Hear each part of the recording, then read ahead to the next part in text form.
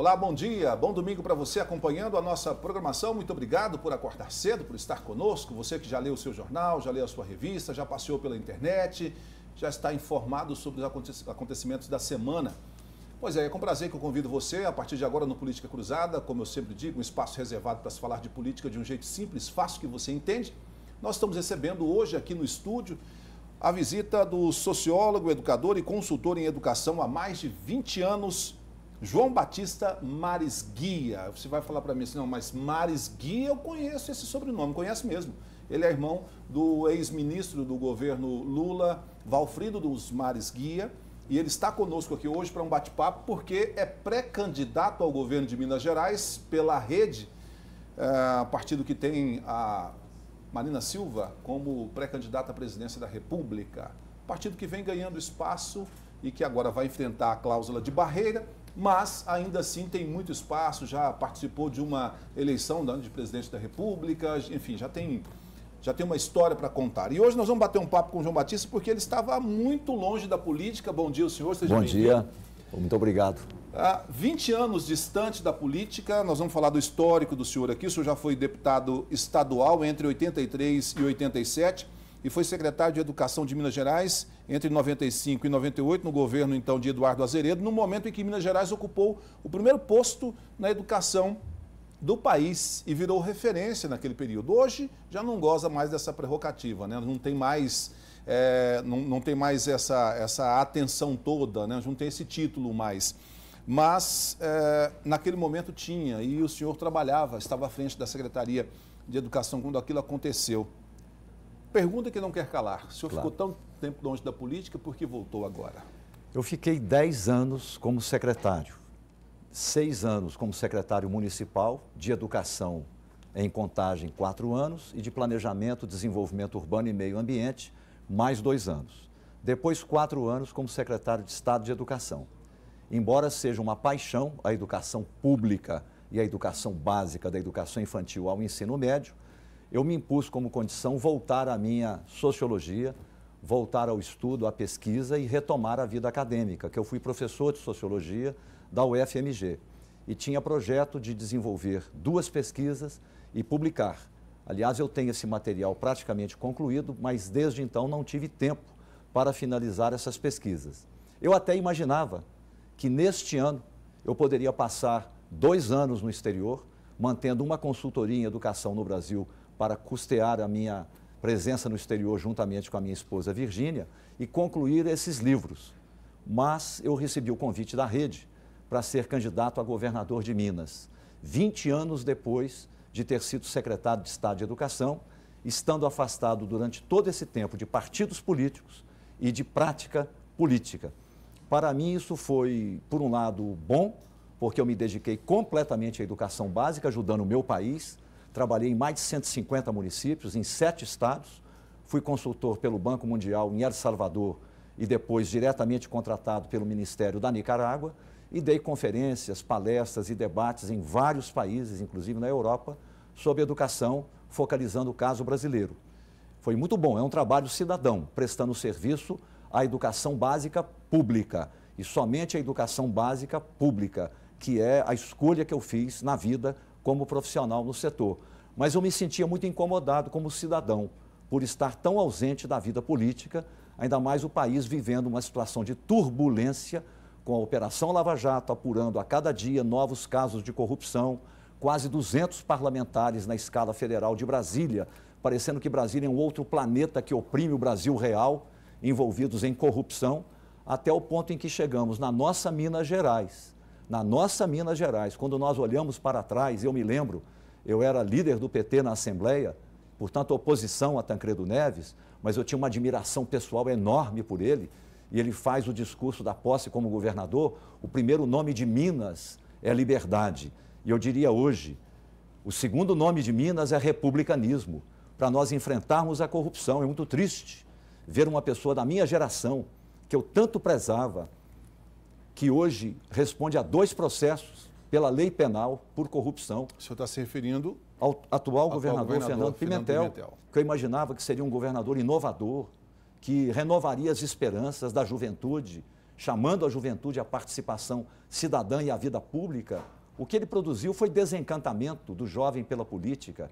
E o Aécio Neves, em quem eu votei no Pimentel, e votei no Aécio 2 vezes para governador, achava que era a melhor opção, e de repente nós somos surpreendidos com denúncias gravíssimas de corrupção também contra ele, também ele respondendo 2 processos junto ao Supremo Tribunal Federal. Aí eu volto na memória, faço 70 anos esse ano, estou com a saúde muito boa, felizmente. Nós tivemos Juscelino Kubitschek, governador em Minas. Nós tivemos Milton Campos, Bias Fortes, Magalhães Pinto e o último dos eleitos, mesmo que já no início da ditadura militar, Israel Pinheiro. Depois, no ciclo militar, com o fim das eleições diretas para governador, que ocorreu em 1966, o governador seguinte foi Rondon Pacheco, aqui dessa belíssima Uberlândia. Parabéns à Uberlândia, a cidade está linda, muito bem cuidada. Eu fico orgulhoso como mineiro, francamente. Rondon Pacheco, depois Aureliano Chaves de Itajubá e depois Flancirino Pereira, que veio do Piauí e se tornou mineiro. Pode-se criticar, sob qualquer ótica política ou ideológica, a qualquer um desses cidadãos, mas ninguém levanta um dedo para dizer que esses homens não eram homens honrados, decentes e de espírito público, que à sua maneira e segundo a sua visão de mundo e sua ideologia, procuraram servir o país e servir Minas Gerais. Nós tínhamos orgulho disso e continuamos tendo. Agora, hoje os mineiros estão humilhados, os mineiros estão, por assim dizer, atordoados, mas estão de pé e com a esperança de que nestas eleições agora, ao lado da Operação Lava Jato, que todos nós que somos republicanos e democratas naturalmente apoiamos, e louvo aqui o juiz Sérgio Moro, nós queremos também que nesta eleição o povo mineiro e o brasileiro façam a Operação Lava Política, a Operação Lava Voto e elejam aqueles que verdadeiramente tenham um compromisso com a decência, com a democracia, o republicanismo e as mudanças para combatermos corrupção e privilégios, retomar a normalidade, retomar o crescimento econômico em Minas, enfrentar a crise fiscal com coragem. Vai demorar 2 anos para enfrentá-la e superá-la e voltar a pagar o funcionalismo em dia, o 13º em dia e eliminar os privilégios das elites que acumularam tantas benesses nesse período.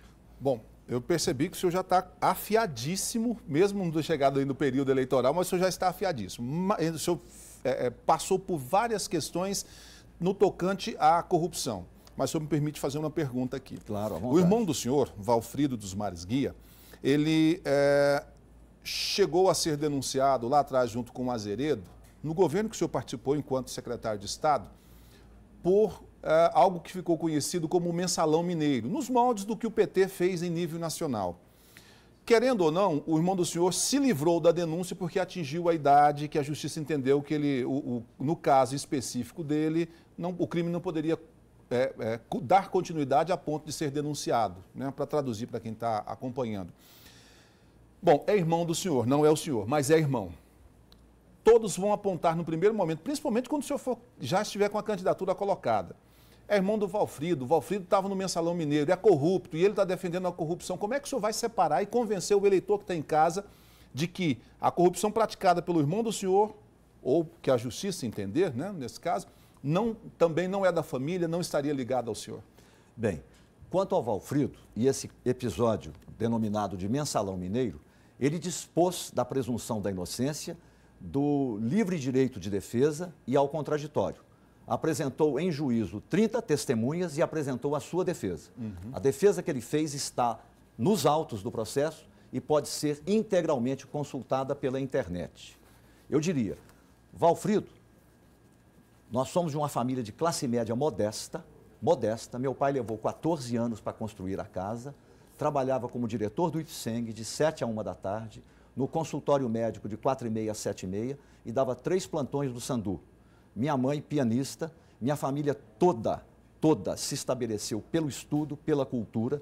Nós somos muito unidos, muito fraternos. Agora, nenhum de nós abdica dos seus valores, claro, das suas crenças, das suas convicções e do seu livre direito de fazer críticas. O Valfrido pensa o mundo e a política de um modo e tem suas preferências. Ele tem uma verdadeira amizade com Lula. Ele tem uma grande simpatia pelos governos do Lula. Eu tenho minha visão de mundo, meus valores, eu sou um professor de filosofia, de sociologia, tenho as minhas convicções, tenho a minha ética e as minhas preferências. Eu sou um crítico do PT.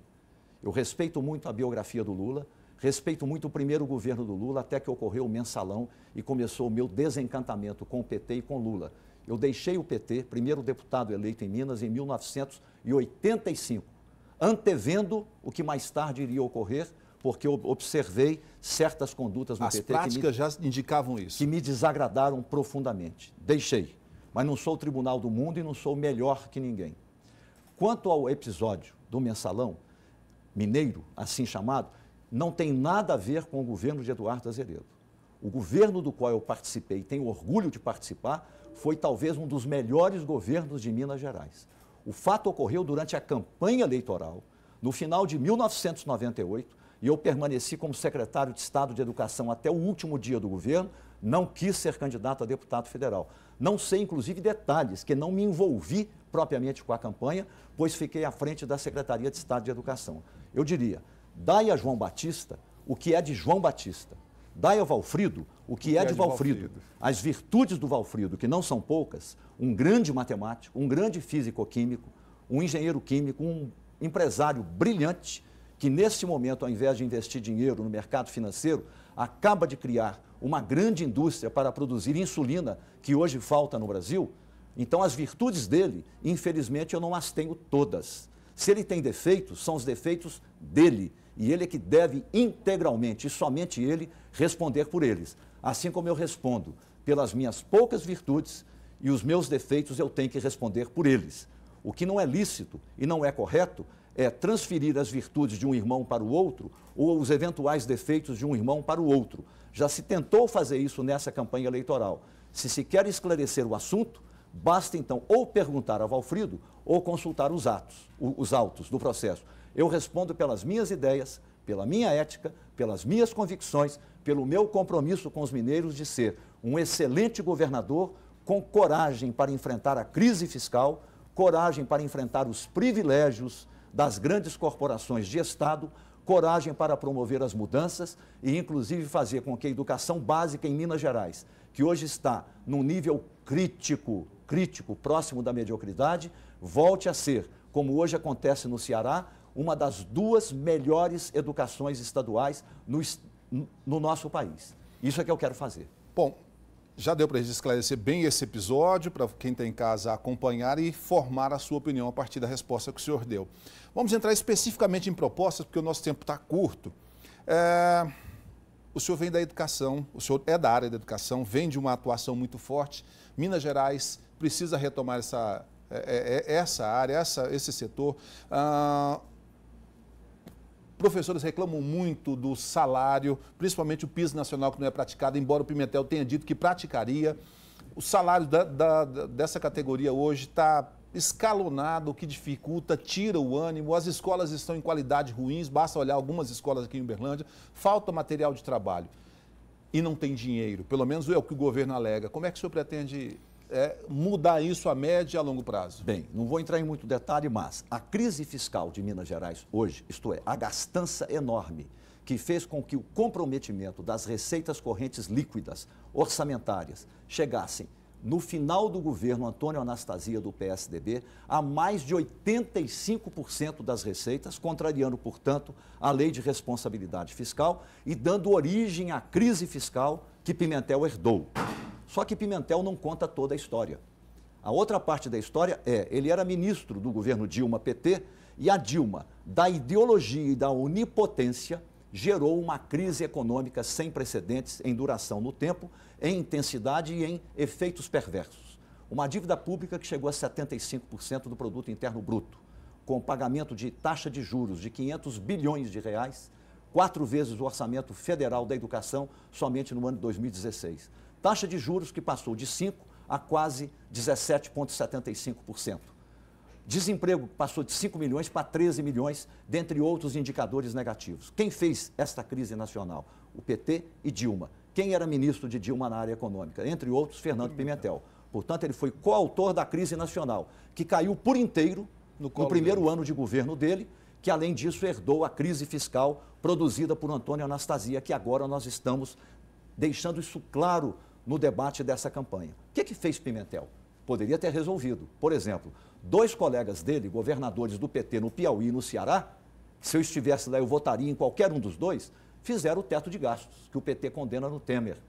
Fizeram um corte de cargos em comissão, fundiram secretarias, reduziram frota, fizeram reforma patrimonial, fizeram o Estado melhor, nem mínimo nem máximo, fizeram o para casa do ajuste fiscal. Tiveram vaias, impopularidade e greves. E hoje eles têm aplauso e reconhecimento. Cada um dispõe de mais de 10% das receitas correntes líquidas para investimento produtivo, acelerando e dinamizando a retomada do crescimento econômico em seus estados. Por que Pimentel não fez o para casa básico como seus colegas do PT, governadores do Piauí e do Ceará fizeram? Porque Pimentel praticou populismo fiscal. Pimentel prometeu uma coisa e fez outra. Pimentel praticou populismo fiscal, populismo político e irresponsabilidade fiscal. Gerou algo que Minas não conhecia: parcelamento de salários. Não paga o 13º. Manteve os privilégios e os ampliou. Não vou entrar em detalhe. E os ampliou, o que ele condenava em Anastasia. E fez pior, ou tão ruim quanto, reteve ilegalmente recursos das prefeituras municipais, inclusive aqui de Uberlândia, 3,2 bilhões de reais retidos no mês de dezembro para fazer fluxo de caixa com dinheiro alheio, recurso do Fundeb Educação, do SUS Saúde, do IPVA e recursos do ICMS. A bagunça fiscal de Minas Gerais, que tem centenas e centenas de alíquotas diferentes, Pimentel não dá bola para isso. As isenções fiscais, os privilégios fiscais, as perdas de receita. O que eu vou fazer? 1, cortar 25% dos cargos em comissão. Ponto. 2, não negocio cargo com partido político e deputado. Não vou fazer leilão político com política tradicional, com fisiologismo. Não faço, porque eu não sou refém de atraso, não sou refém de elites atrasadas. O cidadão não quer isso, o cidadão quer republicanismo.